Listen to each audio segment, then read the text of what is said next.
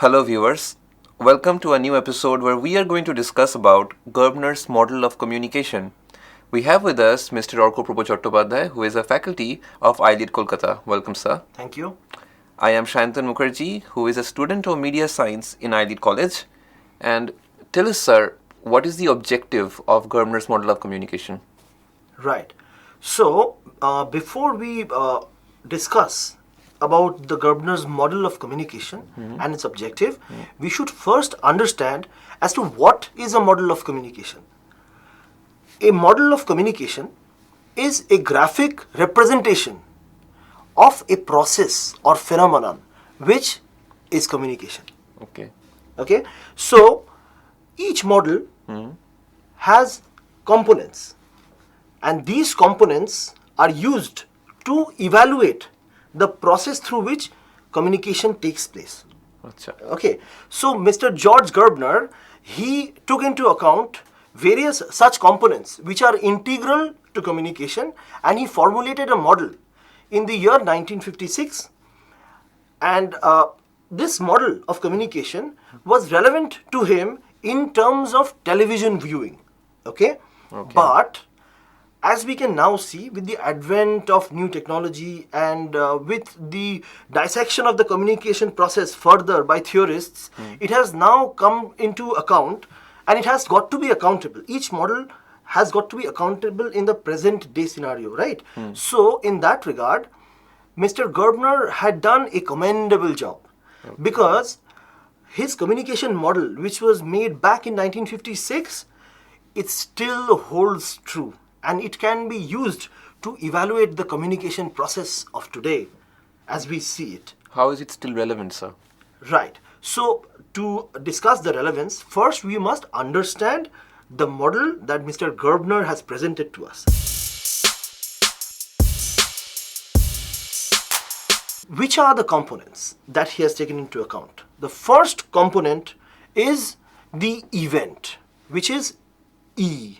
It is depicted as E, okay, and the event is the occurrence which facilitates information. Okay. It can be, say, a cricket match in which Sachin Tendulkar hits a four. That is a piece of information, right? Yes. It is an occurrence. Yes. So, once this event has occurred, this piece of information is perceived by the component M. Okay. The component M is the person who is at the stadium. The component M could be a journalist. There could be multiple M's, many people in the stadium. Absolutely. Every one of them perceived this event, right?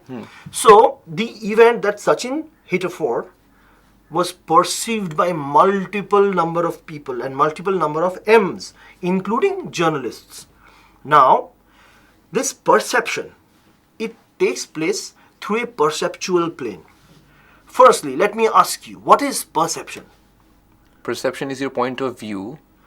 It is not exactly your point of view, but perception could be understood as sensing something and then the cognition of that sense in your mind.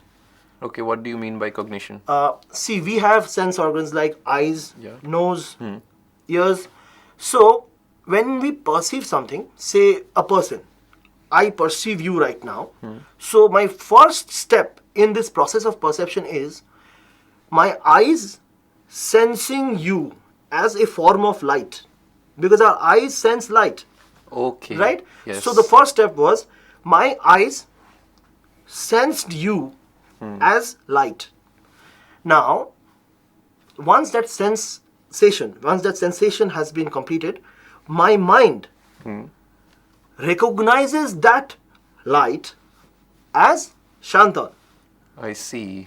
because my mind knows that this light in which that hairstyle, that spectacle, that t-shirt perhaps, this light has been sensed before, and when that sensation took place, and after that, so my brain has now been programmed that this light must be understood as Shantan.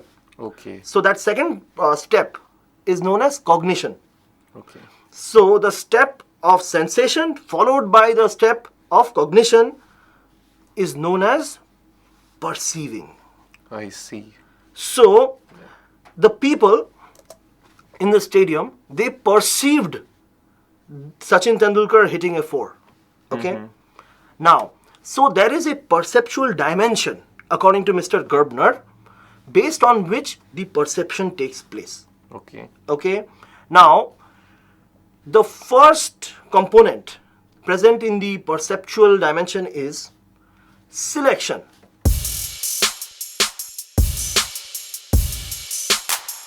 Now, during the cricket match, the ball that Sachin Tendulkar faced before that ball when he hit a 4 could have been one that he defended. Now, the ball that he defended, that was also an event. The people, all the people, did not find it that interesting. So they may not have paid that much of attention to that certain event where Sachin had defended the ball. Okay? So, the perception takes place on the basis of selection. Okay. Which event will I select? Because no event is isolated. In the cricket match, there are many balls that are being bowled, and there are many balls that Sachin is facing. Some of these balls he's defending, some of these balls he's hitting it for a 4, some of these balls he's hitting it for a 6. So every time the bowler runs up and he delivers the delivery, there is an event that is happening. Yes. And event after event after event after event is being perceived by the people who are the component M of the Gerbner's model, right? Now, amongst all these events, some of the events are interesting to the people who formulate M. So, the people select as to which is important enough for perception to take place. Okay. They select the events in which Sachin hit a 6. They select the events where Sachin hit a 4. So, the first component of the perceptual dimension is selection. Okay. Do you understand what I mean? Absolutely. So, once that decision has been made as to which I will pay attention to, selection has happened. How do we make the decision? Now, that decision is actually at an involuntary level.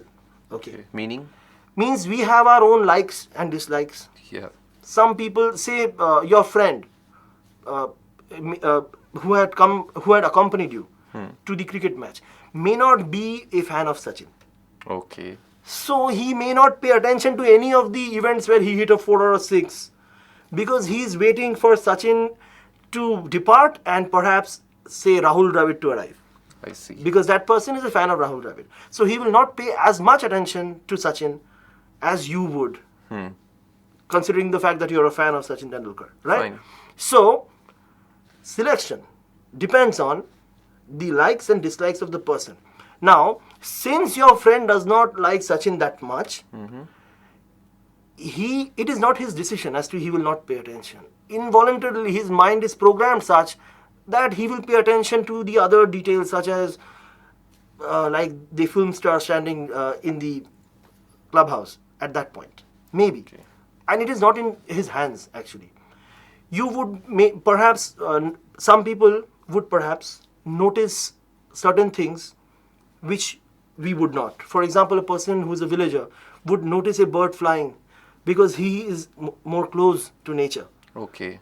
And we would at that same point notice a BMW passing by because we have grown up in the urban arena and we like the BMW more and it attracts us, it takes up our attention more than the bird, which was a more beautiful God-made creation rather than the BMW. True. Right. Absolutely. So based on and we can't help it. If we try that today I will only watch out for the birds, I would not watch out for the cars, then maybe, but involuntarily you would definitely be attracted to the BMW Okay. rather than the bird. If I try to do something consciously, that will be obviously fake. Right. If you're conscious about it, then there is a chance that you might be able to control your selection, but otherwise the selection process depends on your inner likes and dislikes. Subconscious levels. At the subconscious levels. Okay. Right? So that was the first component of the perceptual plane, which is selection.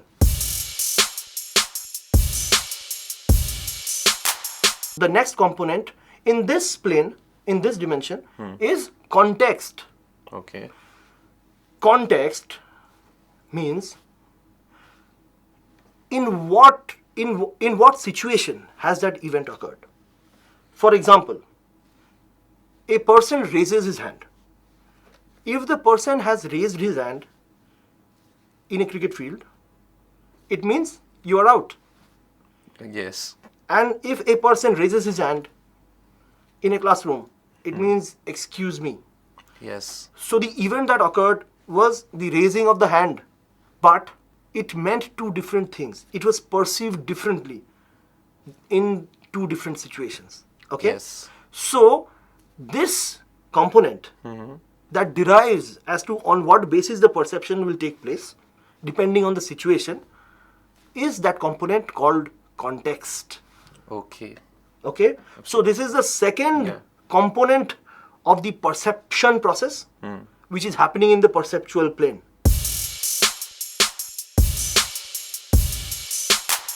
And the third is the availability.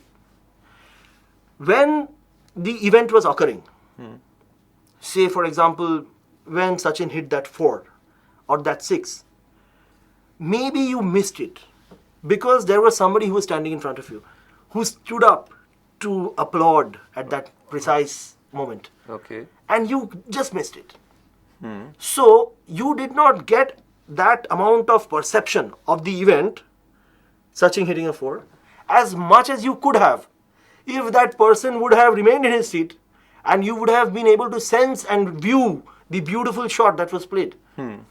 Right? Obviously, yeah. So sometimes, even though an event has occurred, all of the information is not available to us. For example, in a crime scene, when a journalist comes to a crime scene where there is one witness. Now that witness has not been present throughout the crime. He came in just when that criminal was departing from the crime scene, suspiciously perhaps. Okay. So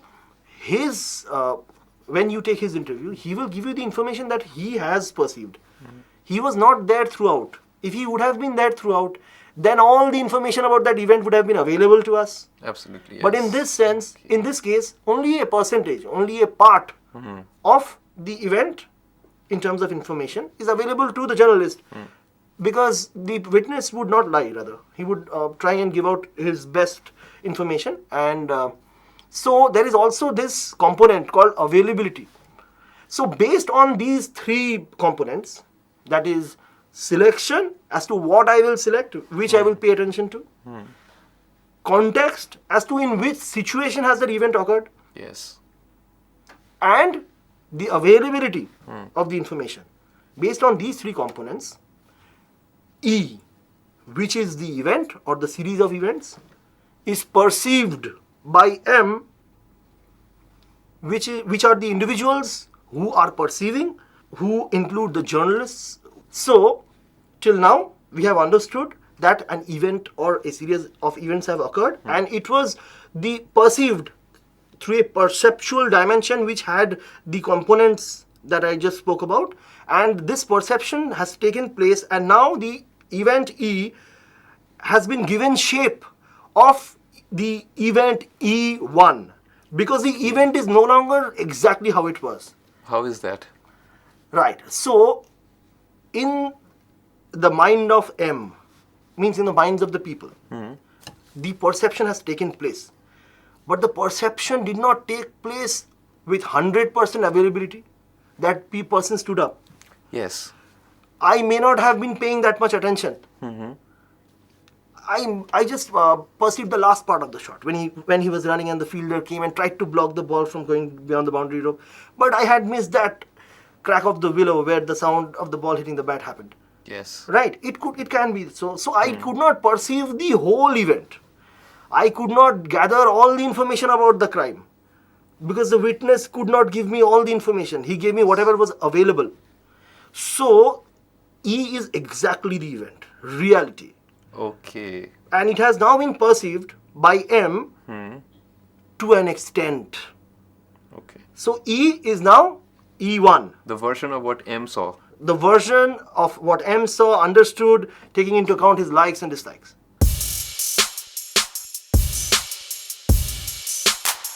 As we have now till now understood, the event E means the original event, reality, as it took place, is now event E1, event E1. Because all of the event could not be perceived by M, because of the limitations caused by the selection, by the availability, The context. the context. So, without the context, the original event E, reality, was somebody raised his hand. Yes. That's it. That was the event. But now my understanding is based on the context. Absolutely. My understanding is based on the availability of the information about it, about the crime scene. Yes. So now that E is E1, we are at the second stage of Mr. Gerbner's concept. Okay. Okay? Now, M can be a media house like Star, like ABP Anando. It can be a journalist. It can be just an individual who is there and who has perceived a certain event happening. Okay? Now, M is in control. And how he communicates about the original event E to others is at the discretion of M, Yes. who has now actually. perceived E. Yes. Okay? So, the event E, already it has changed form. And it is now E1. Now, E1 will be changed further and put across to those people, to the masses, to the other people to whom M communicates about the event, original event. Now, I'll tell you how that happens. Every media house has got a policy. Okay. Okay? Okay. A journalist, M, who has perceived the event, has his own likes and dislikes. He can give the event E a little bit of his own opinion. He Yes. can change a few things. Yeah, Sachin, it was by fluke. The ball took an edge. It was not really a good shot. That is his opinion. But he is saying that. But he is giving the event E, which is now E1, a shape which is E2. He is opinionating. Okay. He's transforming the message further. The media house M is following company policy and may not showcase the crime that was perceived by it because it is to do with some politician who is a benefactor Okay. to the media house. Right? So maybe they will not showcase that crime event in full flow. They will say somewhere someone has committed the crime, even though they might know as to who actually has. They have gotten that information perhaps. But they stop it from going out. Because the person who is accused is a person who pays for advertising in that Yes, media house. So could be. why would they take that risk? True. Right? So the version's changed again. So the version is changed again, Okay. and it is given to. There are two aspects to this dimension: the means and controls dimension. See, what is control? The ability to change E, because the event now rests with you. The information is with you. You have the control to change it. The information is being given out to someone who was not really present there. He is hearing about it from you. Okay. You are giving the testimony. Yes. The testimonial could be given by you as a media house, by an individual, as a journalist. Yes. Okay? So, the testimonial ability of M gives M the control over the event now. The person who is listening to M about the event E was not really present there to perceive E. True. He is getting the perspective given to him, not the perception, the perspective given to The him. E2. He is being handed over something called E2, Yes. which is a further Modified modification version. of Yeah. E1. and it takes place through the means and controls dimension. Yes. Controls, because the control lies in the hands of M, who can be a journalist, who can be a media house, Anything. anything. That is why controls. And means in this regard means average. Okay. How is that? See, when a media house gives out information, when they have when they design a program code, this designing, this expressive way depends on research. The audience is researched beforehand. Who is my target audience? What do they like? Okay. Will they be available at that time to listen to my program? So the audience has been researched beforehand, and thus there is this average code. Average, the word average, that is where the means comes into play. Okay. Mean means average. I see.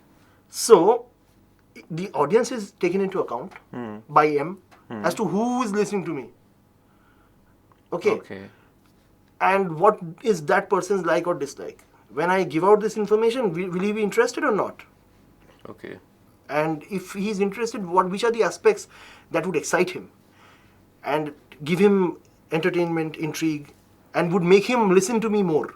So is the version changed again to make it attractive No. to that audience? Yes, of course. E2 Okay. is done so that first the company policy and all that is adhered by. Yes. And secondly, so that the person to whom it is being communicated to is satiated and Okay. entertained, Okay. intrigued. I see. Okay. And that is why this new version comes in. Okay. This is a form of gatekeeping. Okay. Like you allow some pieces of information to pass and some you don't. Okay, yes, Okay. Now that E2 has come into play and E2 is now existent, something which is a far or say close version of the real event E. E2 is presented as a package which have two factors, according to Mr. Gerbner. Okay. The first factor is the content. Content is nothing but the exact information that is given out. At what time did the event occur? What happened exactly? How did the people around react? Why did it happen? So all these information that is finally reached the audience, that has finally reached the audience, okay, Yes. and thankfully reached the audience, that is known as the content, Okay. which is E2, okay. Okay. And the other factor is the form, which means how it has been packaged. How does it look? What comes with the information? What is the background music playing with it when it is being showcased on the TV channel? Okay. Which shots are being showcased? So that is the form that you're giving to it. Okay. That is the face, the representation that you're giving to the original event E. Okay?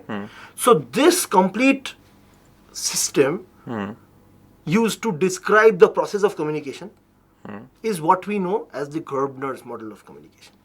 Okay. So our first objective was to learn as to how Mr. George Gerbner devised a model which represents the communicative process. Now, the second objective was to understand the relevance in the present scenario. You see, we don't need to only apply this model to a television concept. It can happen between three people. M can be you, the other person can be another your friend, and the third person to whom you are communicating E1 as E2 is me, perhaps. Yes, absolutely. It could be. So it also holds true for interpersonal communication. Okay. It can hold true on the internet. Someone is, some event occurs, it is perceived by an internet user M, and it is showcased by him to his followers as E2. Yes. So it is relevant even today. So that is why it is an extremely advanced model of communication. Because Mr. Gerbner had this intellect to have made a model that would be relevant 60 years later. Yes, even in With this new technology coming in. 21st century. Right. Yes. So, now that we have understood the Gerbner's model of communication, I would like to conclude by saying that communication technology will further evolve, right? The internet will become faster, the capacity of the media will thus increase, more and more information will come in, there will be more number of E's, Yes. more events that would be perceived. Earlier we didn't have a camera. Most of the events that happened did not even reach M. True. So there will be more E's as in events that are perceived by more M's. Actually. Earlier there were 3 or 4 TV channels, now we have 700. Yes. That would soon become 2,000, 4,000, 10,000 television channels, billions of websites. Social networking would increase manifold. Everyone will have access to the internet. Yes. So number of M's will become infinite. And number of E's will be perceived in a greater magnitude. And then there will be us, who will be served with E2, which would be a representation of the original event. And the forms will change, the content will be, with the advent of technology, more capacity, more content. So, the Gerbner's model will evolve, I believe, along with the evolution of technology. And with the progress of the communication technology, the Gerbner's model will become even a model that has a capacity to cover even so many other forms of media. Now, this makes it really unique. And thank you for giving me the opportunity to discuss Mr. Gerbner's model. And hope to see you soon in the coming episodes. Thank you so much. Thank you, sir.